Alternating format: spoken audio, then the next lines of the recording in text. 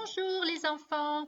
Aujourd'hui, nous allons parler d'un miracle qui s'est passé dans la vie d'Abraham et Sarah. La Bible nous raconte ce grand événement dans le livre de la Genèse. Abraham et sa femme Sarah étaient tristes parce qu'ils avaient très envie d'avoir un bébé, mais cela ne s'était jamais produit. Ils étaient très âgés. Abraham avait 100 ans et Sarah 90 ans. D'habitude, on est des grands-parents à cet âge-là, et même parfois des arrière-grands-parents. Pourtant, Dieu avait promis à Abraham qu'il deviendrait papa. Vous savez que Dieu tient toujours ses promesses. Mais là, essayez d'imaginer. Comment avoir un bébé à 90 ans? Cela paraît impossible. Cependant, Dieu a annoncé à Abraham que dans un an, Sarah aura un bébé. Il lui donne même son prénom. Il s'appellera Isaac. Cela veut dire « il rit ». C'est un véritable miracle. Mais la Bible dit que rien n'est impossible à Dieu. Ce que la Bible dit est vrai, Dieu ne ment jamais.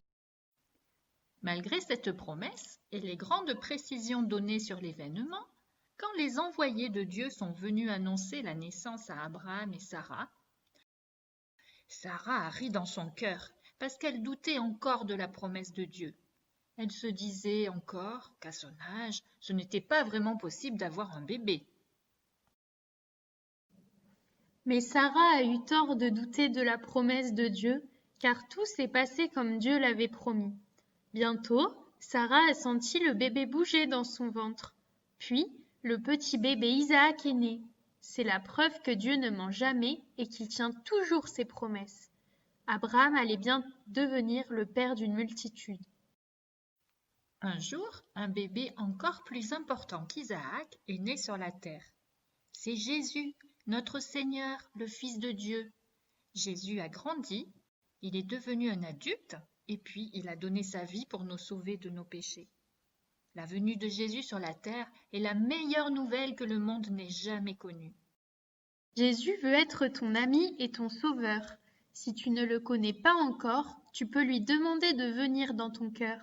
Tu peux lui confier tout ce que tu penses, tes joies et tes tristesses. Tu verras, tout comme Abraham et Sarah, que rien n'est impossible à Dieu.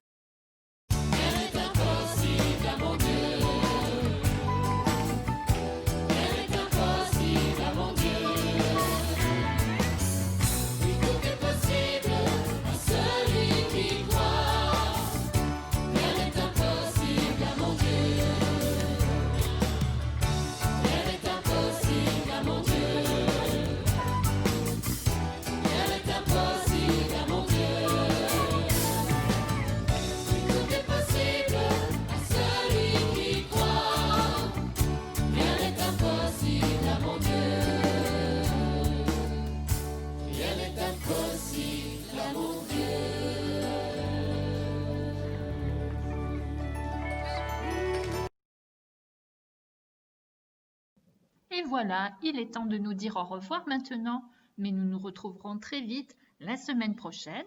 En attendant, je vous souhaite de passer un très bon dimanche et puis je vous embrasse. À bientôt!